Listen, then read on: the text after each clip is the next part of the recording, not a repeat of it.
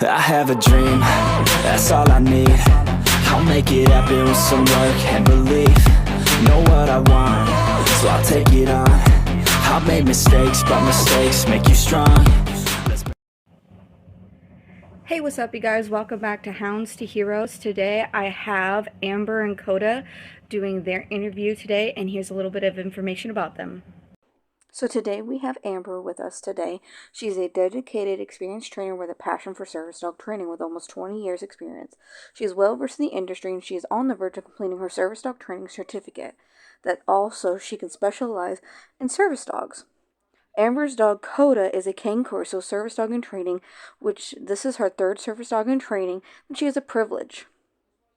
In addition to her training, she also has a business called Pup Accessories Craft that specializes in top gear with dogs and top of the line so that way the animals and the handlers also have great gear.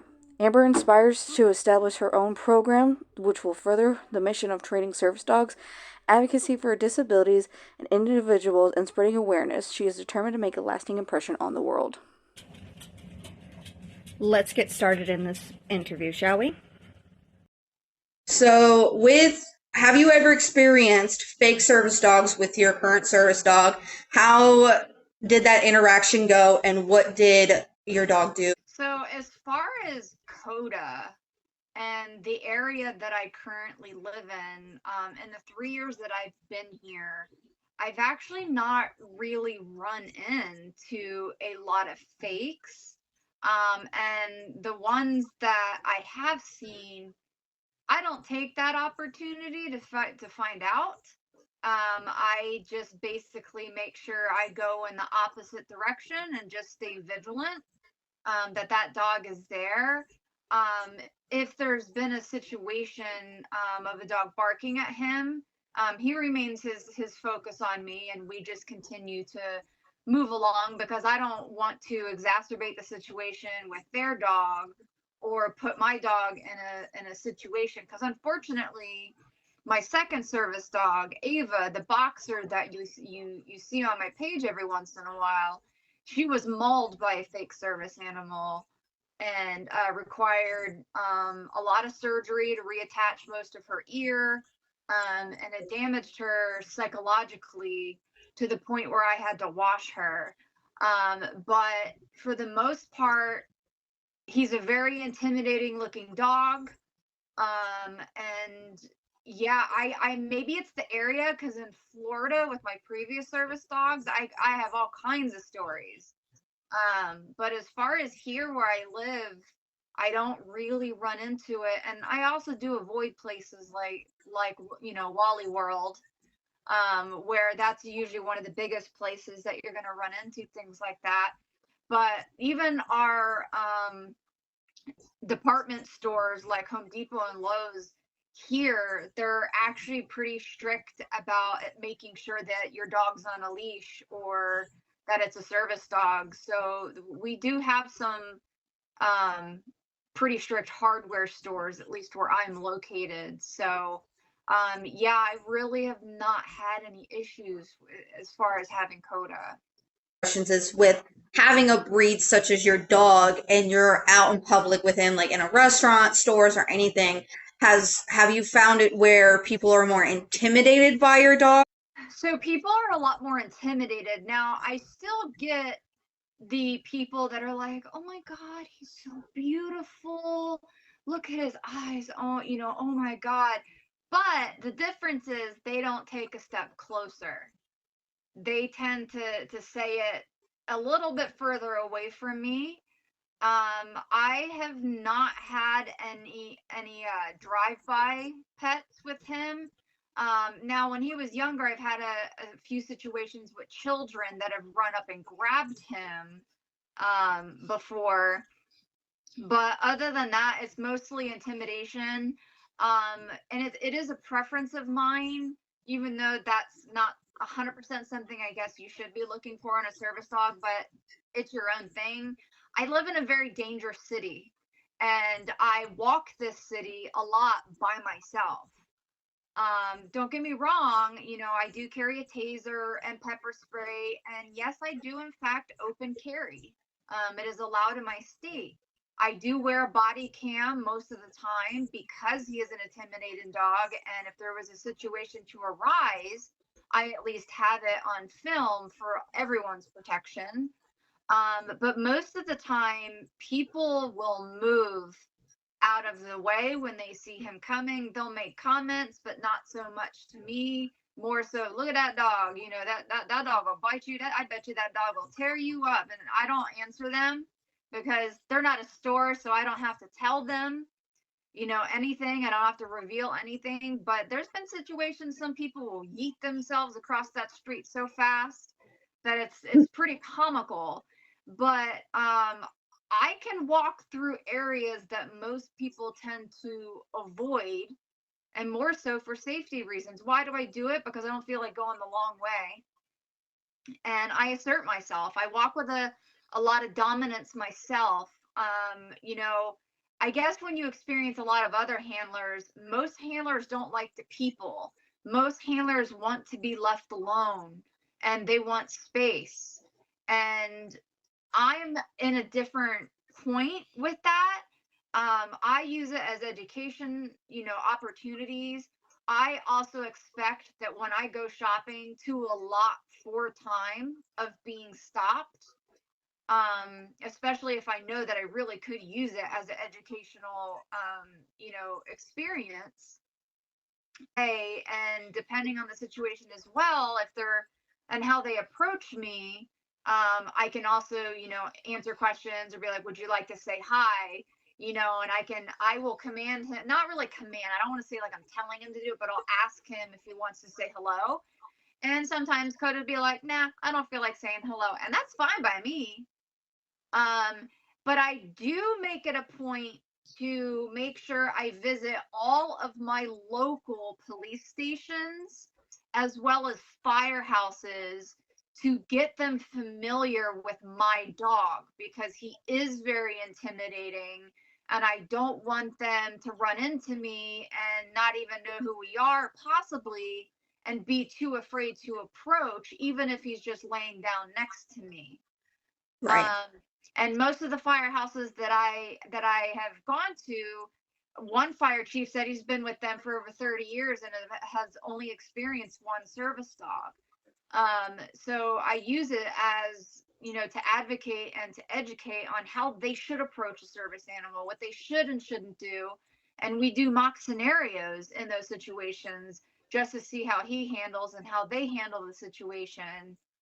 Which I feel any service dog handler actually should do, period, with any of their dogs, just to get them used to that type of situation. But I always allot time to be stopped. And if I'm ever in a rare situation where I need to get in and get out, I will straight up tell people, you know, yes, he's a service dog. I'm so sorry, but I have to go. I'm in a hurry. I would love to talk to you more, but I just can't. And I walk with my head up. I make eye contact with people, and a lot of people tend to not. And I think with asserting myself in that way, along with him, it really does give the impression of, you know, you need to give us space. Interesting, because when I see other dog breeds out there, like Great Danes and everything, and a lot of handlers saying, "Oh, a lot of people, you know, they say my dog is cute, but they're far off distance." And the same rep with pit bulls, because a lot of people like that have purebred pit bulls, a lot of people are afraid of them as well, and they don't expect them to be service dog handlers. So when a service dog handler is thinking about getting a King Corso, and they are like, oh, I really want this dog to be like mobility or any type of task that they want.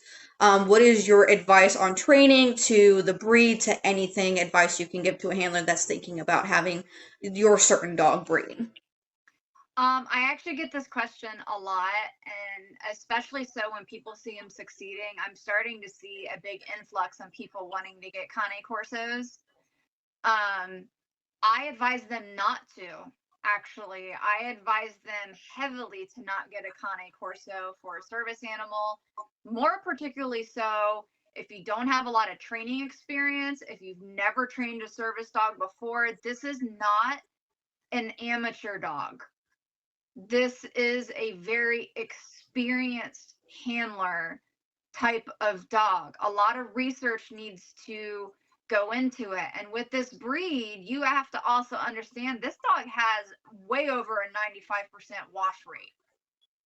So you also have to understand that you're going into a breed of dog that will most likely fail. And then you have to think to yourself, I'm going to spend all this time and money on a dog that I really need to work out for me and work for me for a very long period of time, but I'm going to take that risk and have maybe only a 5% chance of this dog even making it through service. So, you know, now as far as mobility goes, I can spend a long time on that. I'm considered a mobility expert, especially since that I work with orthopedically endorsed gear. I have been doing it for about 6.5, 7 years now. Even through my SDT certification course that I'm going through, there's an entire course on mobility as it is. And I try to educate on mobility because a lot of times mobility is only thought of, oh, the dog has a handle and it needs to do this, when actually that part's only 10% of what a mobility dog does. So, you know, and when it comes to mobility, if you have a dog, you know, that finally matures and is at least 55 pounds or over, and it's preferred by the IAADP that they stand at least 22 inches tall, that they can do mobility work such as pulling wheelchairs. There's a big underestimation about what a dog can actually do and when they can do it. And there's a lot of misinformation in the service dog community where people will wait until the dog is 2 before they start any form of mobility training with their dog, when in reality, you need to be conditioning and preparing your dog to be able to do this work once they're finally mature. I mean, do people who do sports just jump right into the Olympics? Right. You know what I mean? Like, do dogs that do weight pulling, do they just throw 150 pounds on it and expect the dog to pull it? No, they work its way up, and there's plenty of things you can do to do that. And, you know, we've had some lashback about Coda being under the age of 2, having a forward momentum pull handle on his gear. He's cleared by a vet. He is perfectly capable of doing FMP with me. He's walking with me. He's not pulling me from a static position. He's walking in a controlled manner with me to allow me to be able to just keep my momentum so I don't fall over. So there's a lot of misinformation out there on what can be done and can't be done as far as mobility. So not everybody needs this 150-pound dog to do certain work. Now, there is a trainer came up with many years ago this chart that a lot of people have now taken as essentially as a rule, that the dog must be this percentage to your weight and height to do this percentage of your weight and height to do this. And it's actually been disproven, and is based on off of a lot of misinformation. And this is all proven through, if you research sport dogs, especially when they do weight pulling exercises. Like I said, I can go like so far into it that it can just turn into a whole episode, honestly, in itself. But you know, yes, there should be consideration about your weight and height to your dog, but there isn't a set scale to that. And I really am trying to encourage people to do more research and start conditioning their dogs so that way they're safe and they're ready for it, instead of just waiting until they're 2 and having to start from the very beginning. That's actually very interesting. Unfortunately, most owner trainers don't have handlers and they're just moseying along. And a lot of times when they do get somebody that's trying to reach out and help, they automatically take it as an attack. And I think that that is a big problem as well in the community, is we're limited in characters on TikTok. So some of us have to just get straight to the point. So, if somebody's working their dog and the prong is upside down and it's not where it should be, I think that it should be highly noted. Now, maybe not make a comment and message the person, but sometimes you can't message the person if it's a private account. So people will do it in comments, and a lot of people do mean well. Right. But I do see a lot of that, but I do at this point just try to stay out of it unless they ask me personally, because I just see too much of it, especially when it comes to aversive tools not being used correctly.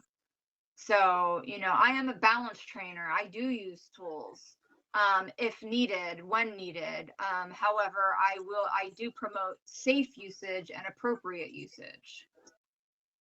Oh, that's awesome, and I love that you do that and everything. And I don't use too many tools on him anymore, but I didn't know that we could use a collar when I was training him because I heard from everyone, oh, it will choke him, it's a bad device, no shock collar. So I just used his plain collar to train him, which went okay. It was more difficult for me because he didn't get too many corrections correct, but I worked on it and worked on it and worked on it. And he finally is the way he is now, but I wish I would have had at the time when I was training him something like this to go out and ask trainers, hey, is this okay for my dog? Is that okay? Especially for someone that's got into being a dog trainer at 19 years old and started out and didn't know what she was doing and only trained a few dogs and trained pets and did that, never did really service dog training and only really looked up online on literally YouTube of how to do this because I was like, I need this dog. I can't afford a program dog.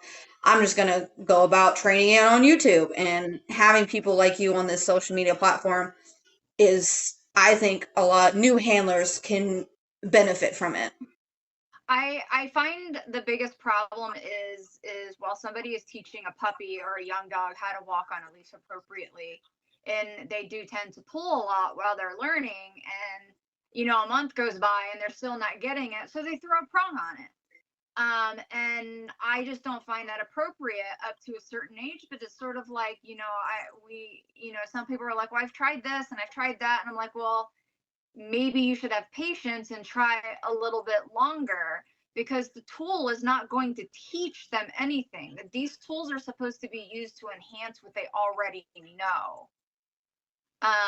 So throwing a prong on a dog because you just don't have the patience or time to really try to figure out what's going to work for the dog, that's a different story altogether. Now, I will say, for me, with my mobility issues and requiring a rollator or a cane now most of the time, Coda does wear a prong, but he's not corrected by the prong. It's more so gentle leash pressure to let him know I need him to turn or move a certain way so I don't get pulled over. Because all it takes is for him to just look over for a second like that, and depending on how I'm holding the leash, I could topple over. So these tools could be used for mobility reasons, and people don't really see that. They just see, oh my God, you're putting a prong on there, you must be yanking it and pulling it and snapping it, when that's not actually always the case. They could be used for various reasons. But I don't think that you should be able to use these tools without a professional trainer teaching you how to use them in person. This is why the training program that I'm about to release online, it is all positive only training. No tools will be introduced or used, and I will never teach anybody through a virtual program how to use these tools. So if they feel that they need one, then I will recommend that they hire a trainer in their area to teach them how to use them. Awesome advice. And I think that that's a very smart idea as well, because you don't know how the person is using the tools when you're not there, and they could actually do damage to the dog and not use it correctly in the way you know how to use it. And that's very, very smart, actually. Oh, it can. A lot of people leave the prong on their dog while they let them off loose to run and play, and it could get caught on a fence. And another dog playing could get their paw stuck on it. you could have the prong too loose and it can flip around and get caught in your dog's jaw and break your dog's jaw, break its teeth. I have seen some pretty nasty, avoidable situations with these tools, which unfortunately gives them their bad name because people aren't properly fitting them or having them wear them. They should only be used while you're working with a dog, not running around the yard playing. Right. So I've heard through every social media platform, especially doing lives with people and people that are uneducated, calling us animal abusers because we work our dogs. And they say we work our dogs. They're always on working. They never have playtime. They never do anything but work. What is your opinion on that, and how do you show people, hey, look, I'm not an animal abuser. Our animals are very well taken care of, and they're like our family. I guess ignorance is bliss. I mean, you can't sit around and convince everybody. If they want to feel that way, they can feel that way. But most of the time, our service dogs have a better life than a pet. And what people tend to forget, I think it's because of the way society is today, of becoming so incredibly offended, triggered, and sensitive to everything. And people tend to anthropomorphize their dogs, basically giving them human emotions and characteristics. And you need to remember, let me use this analogy. You go to the zoo, right? And you see this tiger, you fall in love with a tiger. You bring this tiger cub home, right? It's cute, you're raising it, but still, in your mind, still a tiger, right? Right. And as it gets older and bigger and everything, you're like, oh, I raised it and everything like that. But there's still a boundary and respect because it is a tiger. Now, a dog isn't obviously a tiger, but it still is an animal with animal instincts. And all dogs were bred for a reason. If people want to go to the point where a dog shouldn't work and they shouldn't do this, and I hate to say it, then most dogs shouldn't exist anymore. Hunting dogs, oh, that's cruel to hunt with them. That's what they were bred to do. So, the dogs were bred for a specific reason. And, I hear a lot of that too with like Malinois doing their job, and a lot of people have a lot of hate with that. And I'm like, that's what they were bred to do. So, you got to look at a dog and what it's bred to do. And dogs need a job. And I mean, essentially, isn't it safer to work as a service animal than it is, say, sending your dog after a bear to go hunting? So I really don't like that aspect of when people say those type of things, because I mean, I actually don't get it very much personally, but I have heard it in the community of people saying that. But that's basically my stance. If you want to go there, I mean, I've even heard of a hound rescue that refuses to release any of their dogs to anybody that actively hunts. And I'm like, but this is what this dog was bred to do. It could live a very enriched life by doing what it was bred to do. And if you're not going to hunt with it, well, I really hope that you do sports with it, do scent work with it, barn hunt with it, do things that meets the needs of the breed. Not all dogs were brought in to be a couch potato. That's like somebody bringing in a Malinois hoping that it's going to chill out on the couch and hang out with them just because they love the way it looked. And I hate to tell them, if they expect that's going to happen, their whole house is going to be trashed. I agree. If somebody came up to me and said that, I would just look at them and be like, okay, call the police. I mean, so people know me as being a very straightforward person. And even on my page, we talk about a lot of controversial subjects that a lot of handlers won't even touch. And I do not have problems with peopling. And I can be sometimes quick and witty. And if you want to say that my dog's being abused, I'll stand right there and say, okay, call the police, please. Please call the police, since you felt the need to stop me while I'm shopping to tell me that I'm abusing my dog. Either call the police or walk away. That is how I would respond to that situation. I'm going to either end it or just see where they go with it, and we'll go from there. That's the best response I've ever heard someone say that. That is, I feel like everyone should just be kind of like that. Like, just like, If you think that is, then go on ahead and do what you got to do. But I'm just going to live my life with my dog. And if you got nothing more to say, bye. I think that's the biggest problem now with everybody being online and technology is everybody is so worried about everybody else and their opinions and what they're seeing that they're forgetting that you're living your own life with your dog and you don't know these people. They're not your friends. Most of them are just acquaintances, sometimes for a period of time, and they're making a judgment on a video that's 8 friggin' seconds long. Right. You can't make a judgment on anything on an 8-second video, even on a 30-second video about everything that this person does with their dog and how hard they've worked or what they do with their dog.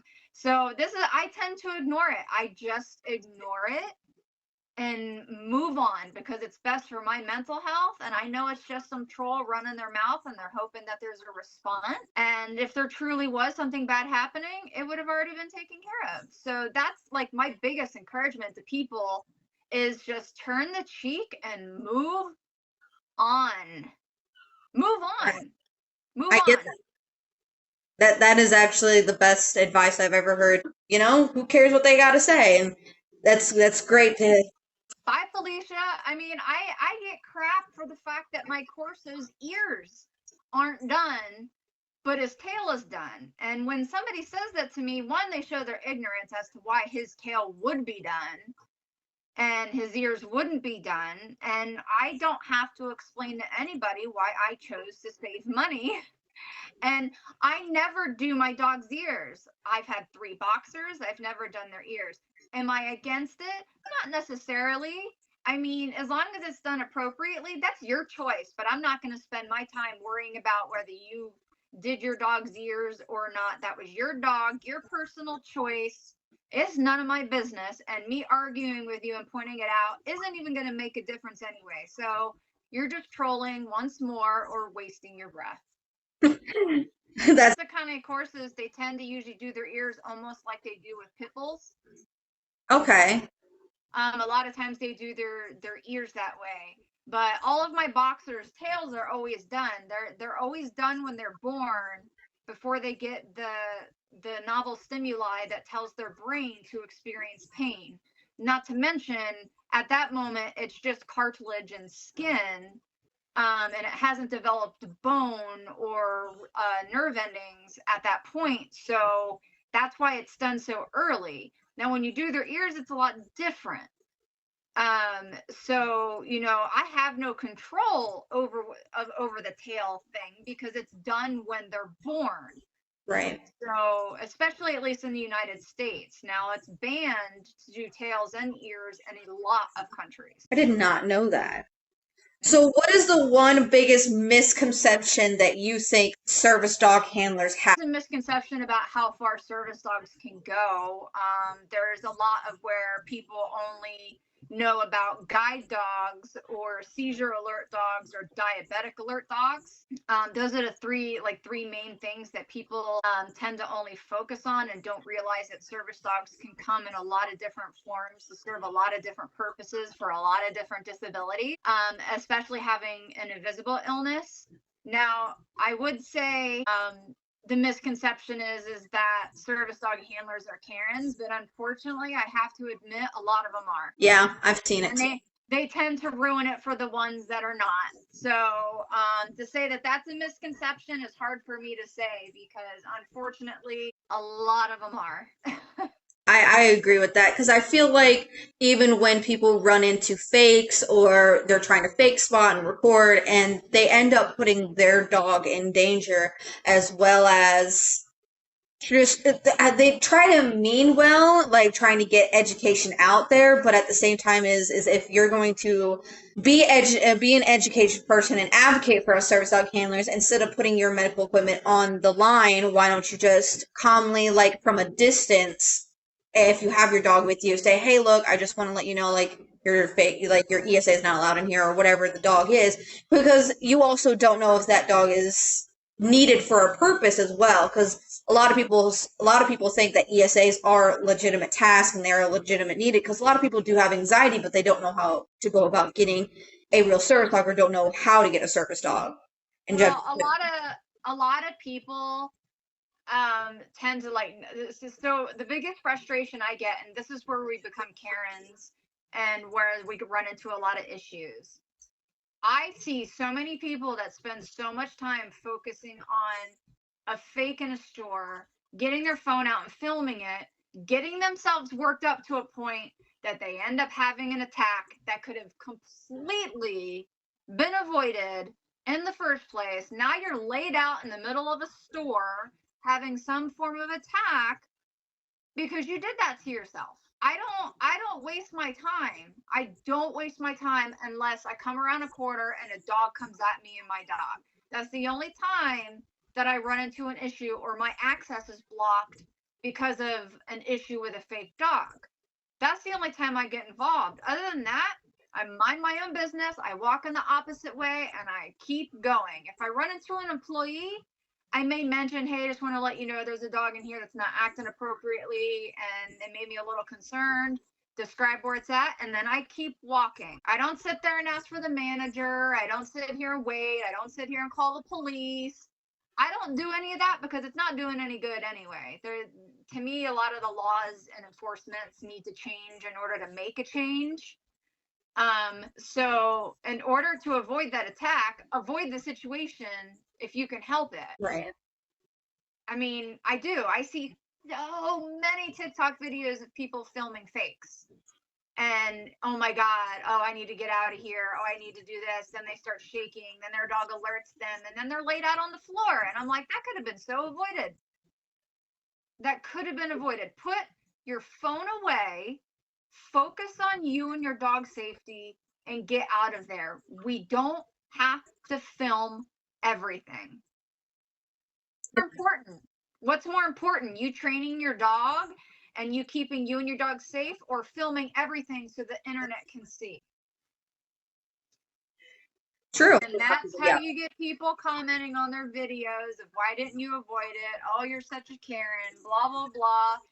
You know, I know being an advocate, you would think that I would do more, but I do more where I know it's going to be beneficial. So I just walk I ain't got time for that. I don't need to have an attack in a store. I want to avoid it in the first place. So I just want to go in and shop. Somebody wants to ask me questions nicely about certain things, I'll take my time and talk to them. But if I see a dog, I'm just out. I'm just out of the way, and I'm not going to sit there and take the time to turn my camera on and film every time that I'm walking through a store and I see a face. And that's actually a very smart idea to go about it. So my last question for you is a little bit more of a personal question. Basically, how has having a service dog enhanced your life? Actually a lot, and a lot of people don't actually know 100% of my story as to where I started and where I am now.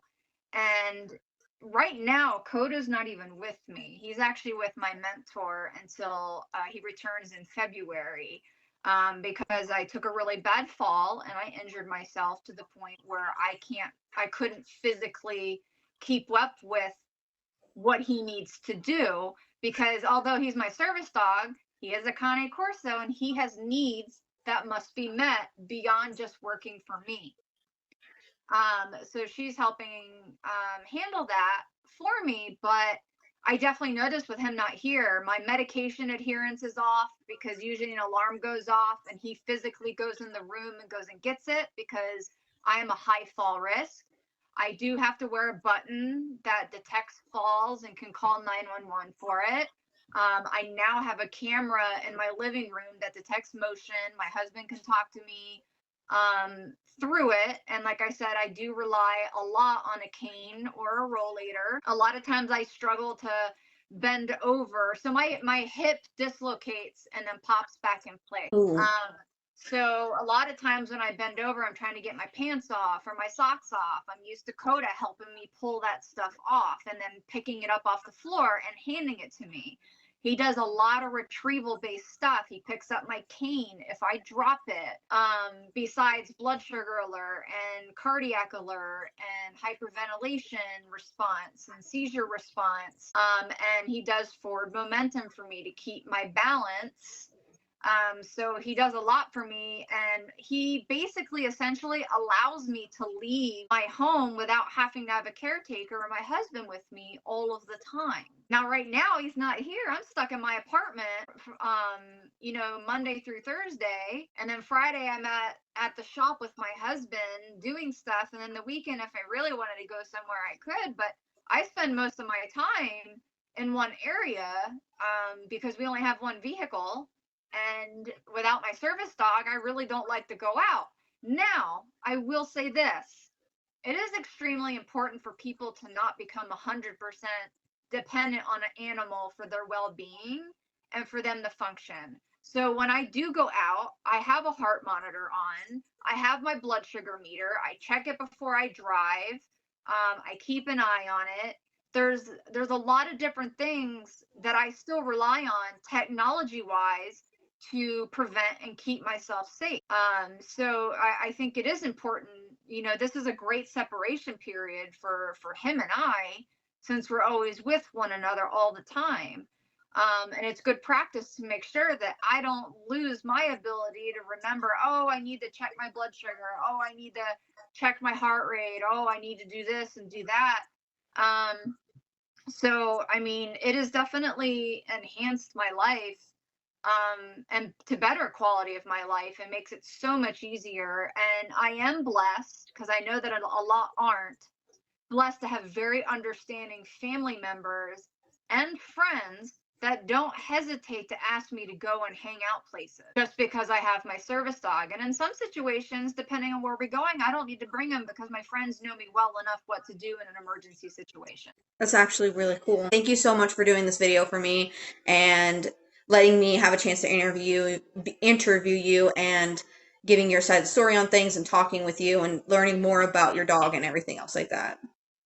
Yeah, and thank you for this. And you know what, if there's one thing that I would love to add to this, because I do get this question a lot, is, you know, how do you get police to help you? How do you get firefighters to help you? How are you able to do all this stuff? I just walk up to them and I ask them, I was like, hey, I know you're walking around or doing something, but do you mind taking my dog's leash and just walking with him? I'll be behind you and you just do what you need to do. Or I show up at a firehouse, knock on the door and say, hey, I'm sorry to disturb you. I don't know if you have a minute, but I'm training a service dog and I'd like them to get acclimated to firefighters and you guys interacting with me. Do you mind spending a moment doing that with me? The worst case they're going to say is, no, not right now. I'm so sorry we're doing this, but maybe come back at another time. I encourage everybody to do this, start with their puppies young, and continue to do it throughout their lifetime. That's actually great for saying that. Yeah, not a problem. So if y'all haven't already, please go subscribe or follow her on TikTok. All of her social medias will be down linked below. Please go do it. She has an amazing TikTok channel and everything else like that. And if you guys haven't already, subscribe down below for my videos as well and just get more. I'll see you guys later. Bye. Okay, it's a dream.